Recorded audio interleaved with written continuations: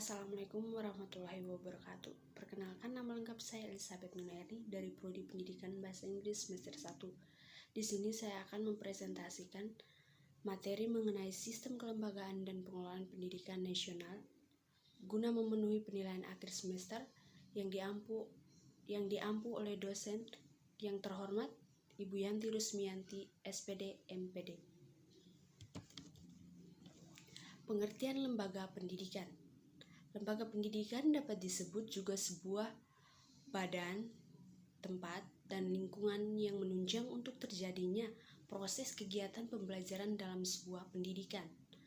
Sebagai tempat akan bekerjasama secara nasional dan memanfaatkan sarana dan prasarana dan lainnya secara efektif dan efisien. Pengertian lembaga pendidikan menurut para ahli, yaitu yang pertama, menurut Dr. Randus Abu Ahmadi dan Nur Uhbiyati, lembaga pendidikan adalah badan usaha yang bergerak dan bertanggung jawab atas terselenggaranya pendidikan terhadap anak didik. Yang kedua, menurut Enung K. Kurniawati dan Enti Himawati, lembaga pendidikan merupakan wadah atau tempat berlangsungnya proses pendidikan yang bersama dengan proses pembudayaan. Yang ketiga, menurut Profesor Dr. Umar Tirtaharja, lembaga pendidikan adalah tempat berlangsungnya pendidikan khususnya pada 3 lingkungan utama pendidikan, yaitu keluarga, sekolah, dan tempat tinggal.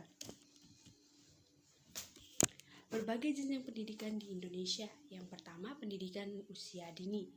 Pendidikan anak usia dini atau disebut PAUD adalah upaya pembinaan yang ditujukan bagi anak sejak lahir sampai berusia 6 tahun yang dilakukan melalui pemberian rangsangan pendidikan untuk membantu pertumbuhan dan perkembangan jasmani dan rohani agar memiliki kesiapan memasuki pendidikan lebih tinggi. Yang kedua, pendidikan sekolah dasar. Menurut Undang-Undang Dasar Nomor 20 Tahun 2003 Bab 4 Bagian kedua Pasal 17 bahwa pendidikan dasar merupakan jenjang pendidikan yang melandasi jenjang pendidikan menengah. Yang ketiga, pendidikan sekolah menengah.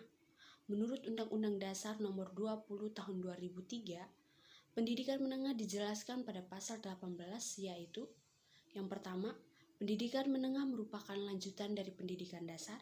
Yang kedua, pendidikan menengah lebih terdiri atas menengah umum dan pendidikan menengah kejurusan. Yang ketiga, pendidikan menengah berbentuk sekolah menengah atas. Keempat, pendidikan tinggi.